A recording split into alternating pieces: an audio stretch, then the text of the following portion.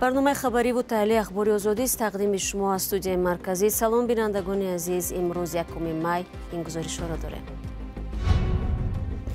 با مردم تاجیکستان گوید که حالا نآیند. مراجعت مهاجران بند مانده در فرودگاه مسکو به هموطنان. بعد هشدارهای با تکرار پلیس نیویورک در دانشگاه کلمبیا اردوگاه اعتراضگران را برهم داده، دهها طرفدار فلسطینیان را به حبس گرفت. اگر مبلغ نیابیم، یک تشکیلات جمعیتی که به صدها کارافتادگان کمک حقوقی رسانده است با مشکلات مالی روبرو شده است. تاجیکستان یک باره با دهها دولت دنیا نظام ویزا را بیکار کرد. شروع از امروز 1 مای شهروندان 25 کشور با مهلت 30 روز و زادگان از 55 سال بالای 16 دولت با مدت تا 14 روز میتوانند بدون ویزا به تاجیکستان سفر کنند. این اقدام در حالی است که تقریبا 10 روز این جانب به صدها تاجیکان در فرودگاه‌ها و هم طریق گذرگاه‌های زمینی وارد شدن به روسیه را اجازه نمیدهند. گذشته از این شماره زیادی آنها با بهانه‌های مختلف و بعد از تفتیش موشکافانه و نگهداری در شرایط طاقت فرسا به تاجیکستان اخراج شدند. همکارم مومن احمدی با چندی از چنین مهاجران صحبت کرده بر پایه نوارهای آنها این گزارش را آماده نمود. این مقصد اینا مردم دسته رو شده میجده نمیته خوان اینا. فرودگاه ونوکووای مسکو مرزبانان روس به صدها مهاجر تاجیک اجازه وارد شدن به قلمرو روسیه را ندادند. با چیکار کنه بگذاره کامera کنه باور کرده مردم تاجیکستان گویی که نبیاولی وزارت کنه بله توش نه عذاب ببین. مقامات تاجیک نیز حالا سفر بر روسیه را توصیه نمی‌دهند. وزارت کارهای خارجه گفته است که بیش از 600 مهاجر تاجیک را پس از چند روزی بازداشت از فرودگاه ونوکووا به وطن اخراج کردند. مهاجران میگویند تشنه و گرسنه یک هفته حالی زار داشتند. فقط توالت بود، تمام دیگه زلی خالی. یگون مگزین نبود. راست پیشمون محکم کردن. در امجد ما مثال دبولی کافر даже ما باید مراجعت کردن که ما باید بیارن خیلی مدرسه‌ای که وای هستن که کجنه شتاب آدمایی که کمتر بودن که آدمایی که معیوب بودن زن و فرزندا بودن در اونجا مثال کودکاشون کردی بودن در جواب دادن آوردن درباره همون کمیکو یک جای میکردیم بسیار آدما درباره کافر خور رفتن بسیار همون زنکا رو در اونجا جو کردیم.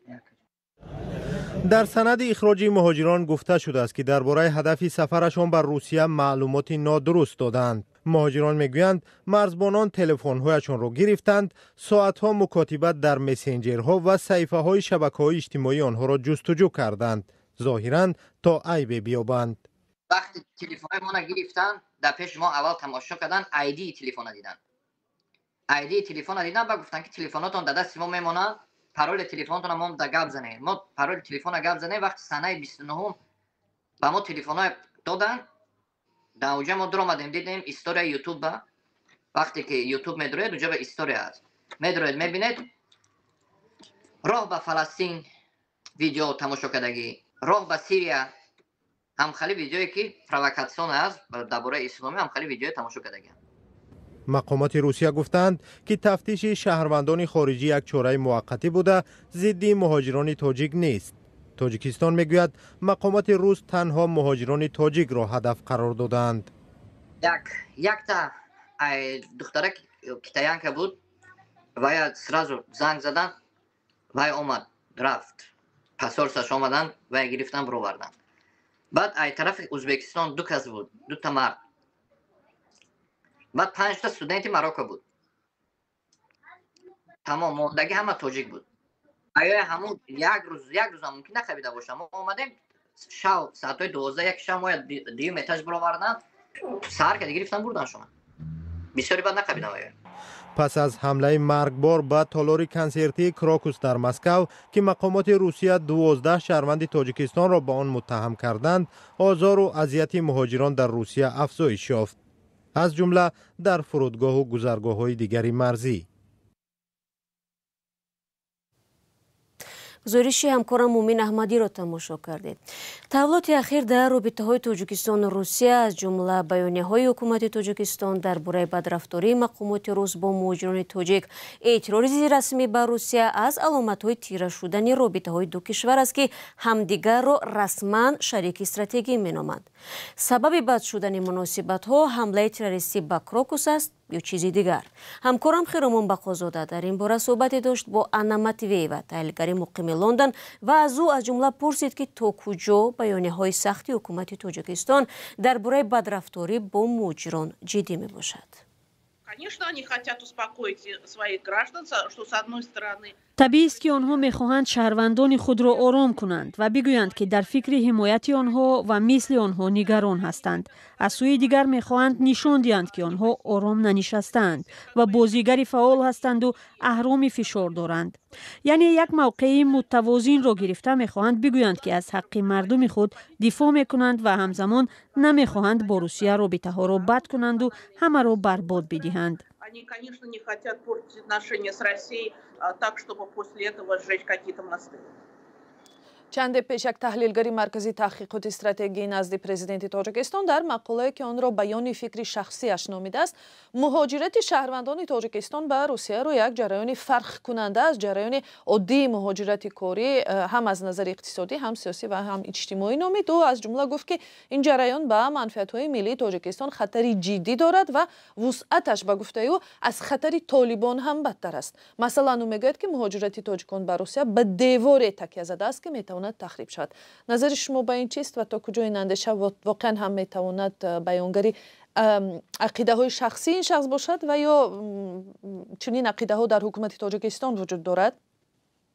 Я думаю, что это все-таки мнение экспертов, потому что трудовая миграция... به نظر من نظر شخصی تحلیلگر است. روند مهاجرت کاری از تاجیکستان به روسیه 20 سال است تشکل یافته است. ما الکی نسل دوم مهاجران را داریم. آنها فرزندان پدرانی هستند که الکی تجربه مهاجرت را دارند.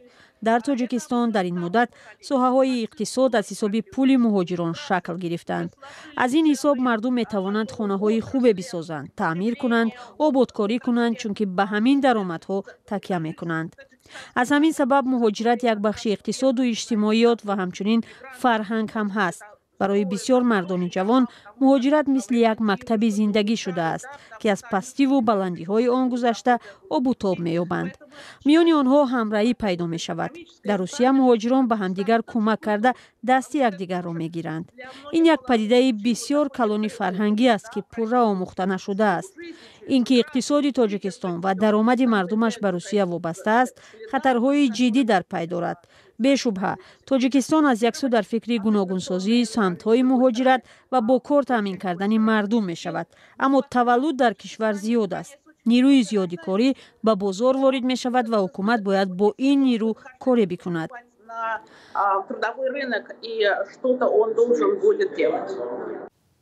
بینندگان گرامی، مصاحبه کامل با انا ماتوییوا به زودی در وبسایت azadi.org و همین کانال آزادی ویدیو نشر می شود.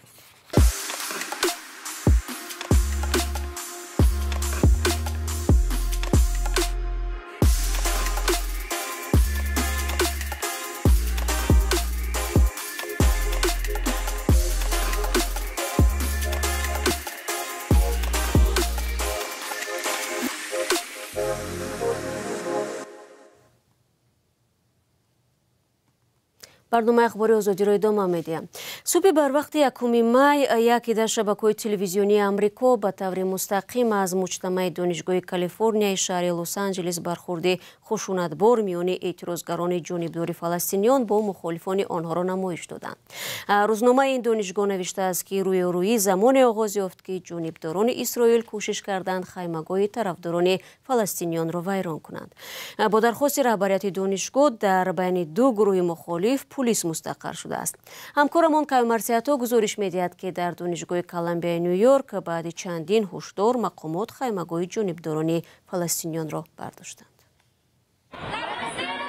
شب 3 اپریل در نتیجه عملیات پلیس نیویورک در دانشگاه کلمبیا ده‌ها اعتراضگر حبس شده خیمه‌های جانبداران فلسطینی‌ها برداشته شدند. مقامات امریکا 2 هفته این جانب تقاضا داشتند که خیمه ها از قلمرو دانشگاه بیرون کشیده شوند تا روند معمولی تحصیل برقرار گردد. برخورد میان اسرائیل و سازمان حماس که 7 اکتبر در پی حمله مرگبار این گروه تندگرای فلسطینی به جنوب اسرائیل آغاز یافته است، باعث به گردهمایی‌های ضد تبعیدی دانشجویان در سراسر امریکا گردید. در این بین گردهمایی‌های جانب مخالف نیز دایر شده و جانبداران طرف فلسطینی را با ترغیب نفرت به یهودیان متهم می‌کنند.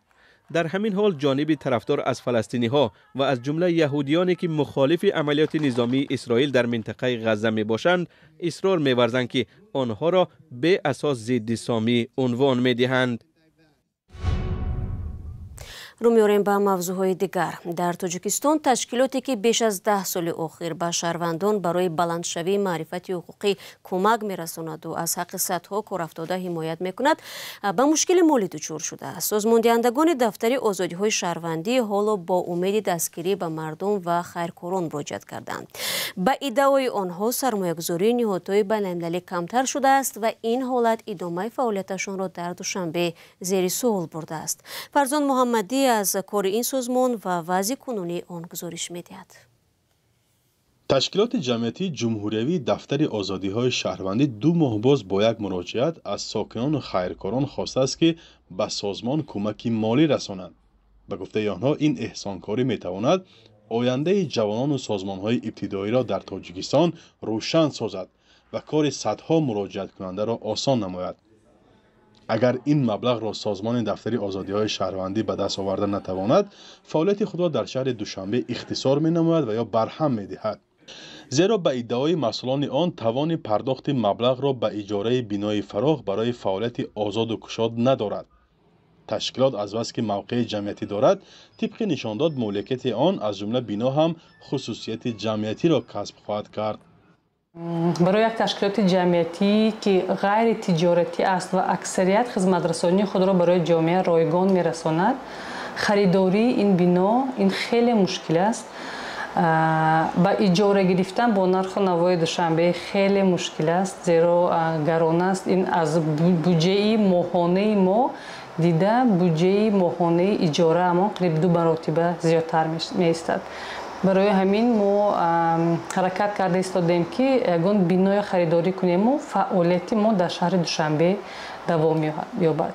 دلرباز صمد و مدیر این سازمان میگوید برای تشکیل کردن فضای باز، اتاق‌های کاری برای جوانان، درس‌آموزی و دیگر جمع آمد و بحث‌ها، بینای عبارت از 300 متر مربع لازم است که با نرخ بازار دوشنبه برابر به 3 میلیون سامانی میباشد.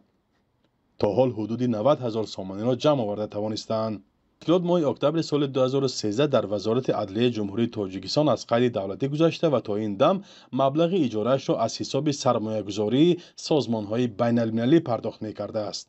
اما حالا به گفته آنها دریافت مبلغ از چنین سازمان‌ها مشکل شده است. به گفته آنها در صورت کمتر شدن سرمایه‌گذارهای بین‌المللی به چنین تشکیلات‌ها دولت نیز بی‌اعتنایی کند، آنگاه سازمان‌های جمعیتی از بین می‌روند. و پیشنهاد اعضایان سازمان در آینده وکیلان پارلمان باید قانون به تجارت مشغول بودن یا فعالیت صاحبکاری اجتماعی چنین تشکیلات‌های جمعیتی را آموزد و به آن اجازه داده شود. این تشکیلات اساساً به جوانان در صف ارتش آسیب دیده و یا در حالت جلب به عسکری زیان جسمانی و روانی دیده کمک می‌کند. در آیین‌نامه تشکیلات نوشته شده است که مقصد اساسی آن این حفظ و پیشبرد حقوق‌های شهروندی و سیاسی انسان، حفظ و پیشبرد حقوق‌های دعوت شوندگان و خدمتچیان حربی، تحکیم نظارت شهروندی از بالای قوه‌های مسلح جمهوری تاجیکستان و امثال اینهاست. فرزان محمدی، رادیو آزادی شهری. گزارش‌های مفصل ما را شما میتوانید در آزادی ویدیو یوتیوب تماشا کنید. و یک خبر دیگر، دادگاه ایران حکم قتل بابک زنجانی که در تاجیکستان سرمایه داشت به اعتبار و آن را به 20 سال زندان عوض کرد. سال 2016 دادگاه در تهران بابک زنجانی و 2 متهم دیگر را که به فساد اقتصادی محاکمه می‌شدند به اعدام محکوم کرده. با تفصیلات در وبسایت ما. دوستان عزیز، رسیدیم به پایان نشر نوبتی برنامه اخباری آزادی. تشکر که این 15 دقیقه با ما بودید. خبرهای بیشتر را میتوانید در وبسایت آزادی.org دسترس نمایید. همچنین صفحه های رادیو آزادی در فیسبوک، اینستاگرام، تیک تاک و تلگرام در خدمت شما است. ما را پیگیری کنید تا دیدار نوبتی. خدا نگهبان هر یک شما باشد.